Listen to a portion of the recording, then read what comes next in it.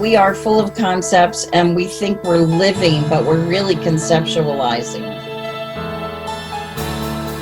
Sea change when you go from being in your mind to being in your heart.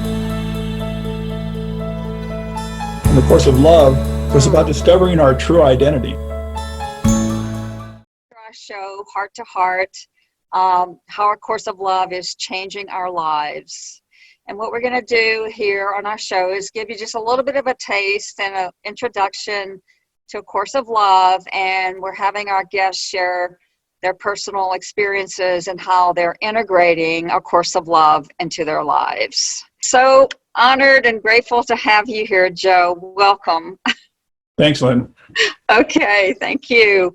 So Joe, before we get started with A Course of Love, could you be kind enough maybe just to share a couple of things about your personal journey, your experience, your personal experience and journey before you came into A Course of Love?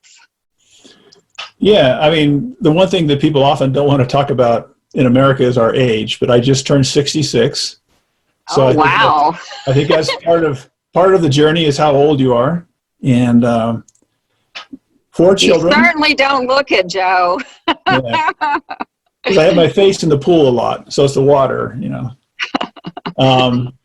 But 4 children, 3 are living, and 2 of them, my oldest and youngest, have a progressive disability called Friedreich's ataxia that destroys the body and shortens lives. So my son died about 9 years ago, and my daughter is 28, soon to be 28, and she'll probably die in about 5 years. And so that's been a big part of my spiritual journey. I think of living with 2 children with disability as a spiritual university. It taught me things like oneness and gratitude and connection. Another big part of my journey is active and 12-step recovery. I just celebrated, I guess, about a half a year ago, 19 years clean and Narcotics Anonymous. So that's another one of my spiritual universities. And I think it was really through, well, the other thing, you know, so I've been divorced about 8 or 9 years, left a religion of 40 years, a marriage of 40 years. And it just seems like life has taken me, the phrase I have is, sometimes life takes me kicking and screaming to precisely where I truly want to be. So I'm here in Santa Fe, an amazing spiritual community, a lot of groups. Life has taken me to Burning Man, which people don't believe when they see me, but I've been there twice. And the Course of Love somebody described one time the Course, we don't find the Course in Miracles or the Course of Love. They find us. Yeah. And both books ended up finding me in Heidelberg, Germany. Oh, wow. And Course in Miracles was around 2003, and the Course of Love was in the spring of 2014, when it first came out as a combined volume. Okay. And since then, I've been studying it as an individual, studying it with others in small groups and large groups. We've got a couple of online groups, Zoom-based, and also in-person groups. And so it's just a big part of my spiritual path and where I'm at. And then the other thing that weaves in is my career. So I spent 20 years in high tech doing strategic alliances, which are long-term value-creating relationships between companies. So it's not about co-marketing or co-selling, it's around creation, coming together and jointly creating a product or technology. So, you know, I was frustrated with that. And I'm going, you know, because like in high technology, over half of them fail. In fact, nearly 2/3 of them fail, the ones that are focused on the creation of value, creation of product or technology. In biotech, pharmaceutical, over half fail. So it's like, why are these things failing? They're so strategically important to a business, and yet most of them fail. What's going on here? So that's kind of my past. Thank you. Yeah, thank you for sharing that and being so vulnerable. I really felt your heart in that, sharing that about your son who passed away, and then your daughter who has the same ailment, and then your recovery in the 12-step group. So thank you, Joe. That was very personal.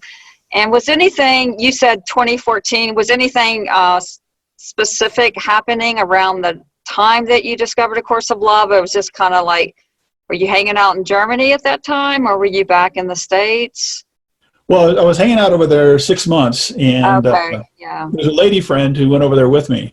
Mm-hmm. And, we're in our apartment, and she goes, I got this new book, it's called A Course of Love. I think you should look at it.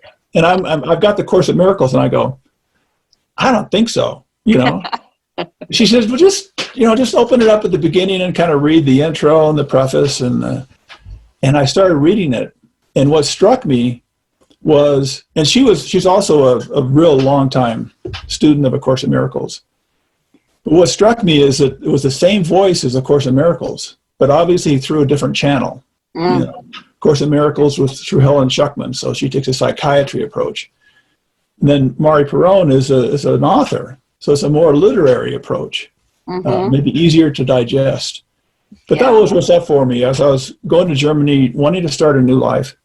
And I want to also tie my son's death into this, because we knew he was dying, and before he died, I said, "Hey, Aaron, when you get to the hereafter, I want you to pull some strings for me, would you?"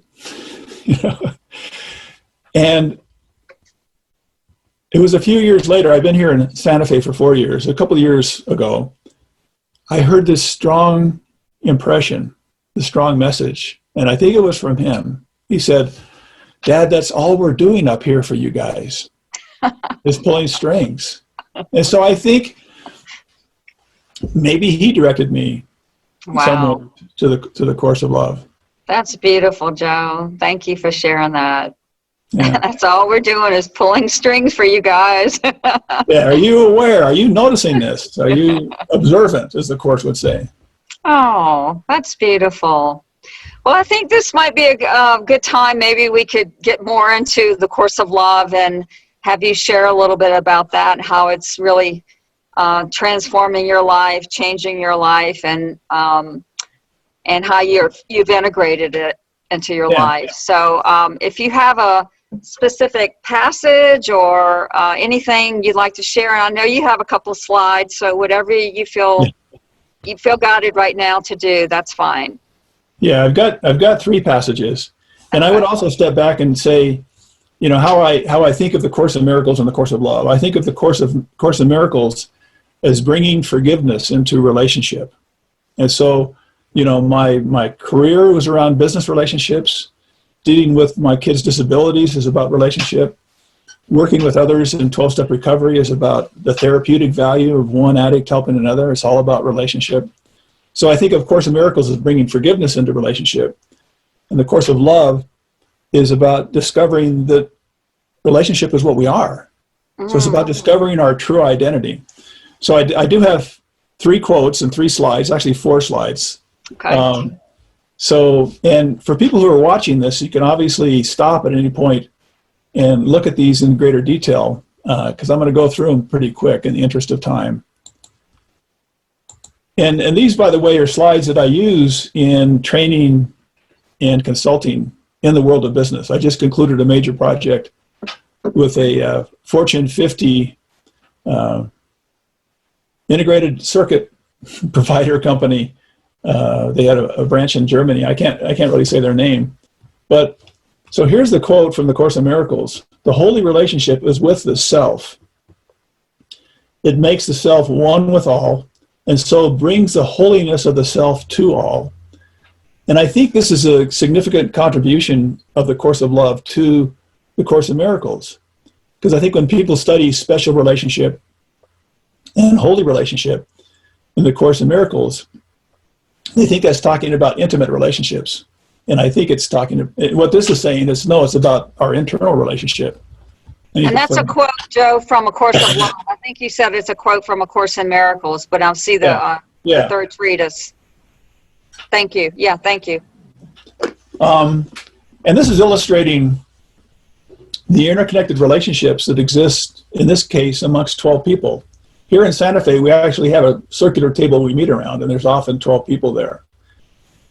Well, there's the Course in Miracles says that the temple of the Holy Spirit is not the body, but a relationship.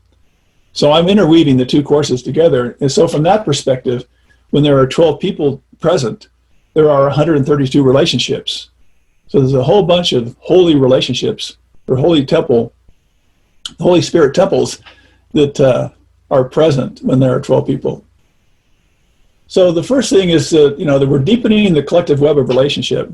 So in the case of working strategic alliances between company, we can have tens or hundreds of people. And so it's trying to get attention focused on, there is this web of relationship. Relationship is not a problem that needs to be managed. It's an asset.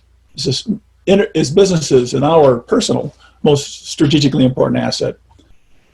So the next slide says, if you can just be aware of that, hear the voice of the one within the many, as the Course of Love says. Be observant and aware of what's existing amongst all the individuals, whether that's in a business relationship, in an alliance, or in a group of people who are meeting. And the quote from the Course of Love that I really like says, when you fully accept that the voice of the one can be heard in the voice of the many, you will have entered the dialogue. Well, in the corporate world, when I started developing alliances, maybe a decade or two ago, I talked about hearing the voice of the collective, which is very similar to this quote. And I like this. So listening is an act of love. And as we listen to the collective web of relationship, we're loving that entity, that web of relationship.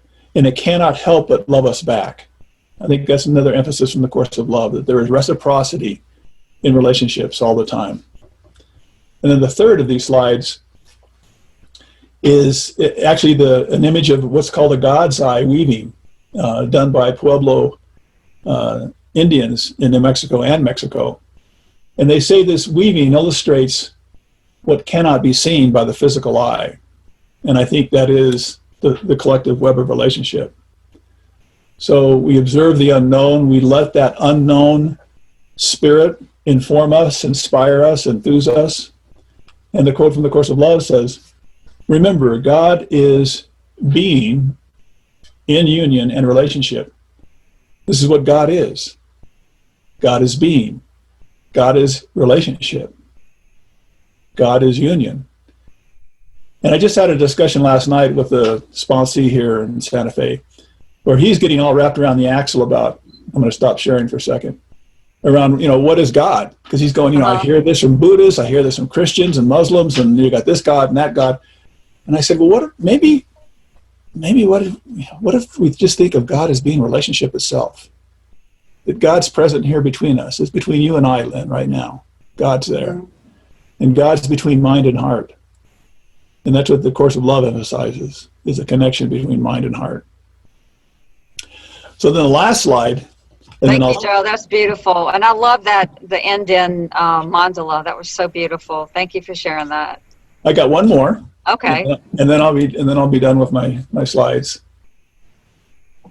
So this is and you might want to spend, if you're watching this, you might want to pause here, because I started considering the four attributes of deity as talked about by Abrahamic religions, the Judeo-Christian and Abrahamic Muslim religions.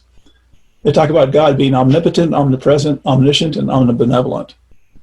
And as I thought about that, I realized that those attributes can be applied to relationship itself. And I think relationship itself is amazingly powerful. It's everywhere present. It's all-knowing. That's where inspiration comes from. And it is good. I may not trust an individual, for example, but I can trust the relationship that's between us. Yes. To guide us and inspire us. That's the end of my presentation. Okay. Thank you, Joe. That was beautiful. I would love to hear more, but we just don't have the time for it because your slides are so beautiful. But would you want to maybe take a moment just to share before we wrap it up, how right now do you see that your life has personally transformed?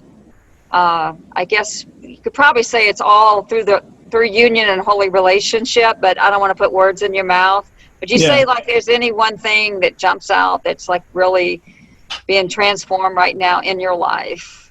So what's big for me right now is what the course emphasizes is that, people don't generally realize the power of thought itself. Okay. And they don't realize that in a sustained manner. So I've been working real hard to just be aware of how I'm thinking and feeling. Mm-hmm. Mostly, how am I thinking and feeling toward myself?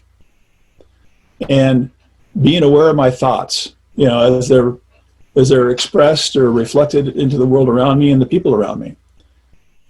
And I can see an impact that my thoughts and feelings have on my life and on the lives around me. And it's more than just coming up with creative ideas and making something. It's actually direct impact on the world around me. I'm starting to see that. Yes, that's beautiful. I've been experiencing that more and more as where I drop into that space of wholeheartedness. It changes everything because then I'm actually operating from that space of wholeheartedness, and that energy goes out to everyone. So yeah, I get what you're saying, and thank you so much for bringing that up. That is absolutely beautiful. So one more. Okay. So my daughter and I both have had car accidents recently, and we're both okay. But we shared this common experience of, like when I was hit or when she lost control of the van, she realized that in that instant, she probably had like 20 thoughts. Oh, I'm losing control. The van's spinning. I'm going off the road. I wonder if I'm going to hit a tree. I wonder if a car's going to hit me. I'm wondering if I'm going to die. How am I going to get out of here? What's Dad going to think? 20 thoughts, 20, 30 thoughts in an instant. And I think intense events like that cause us to realize how many thoughts we have in a very short time. And so the question is, how are we spending those thoughts? Yes. Thank you very much. So just to wrap it up, do you have any one final thought or thoughts just you could share with our new viewers that are out there, somebody that doesn't know anything about A Course of Love who may be seeing this, or somebody who's brand new, just any one last minute thought about that?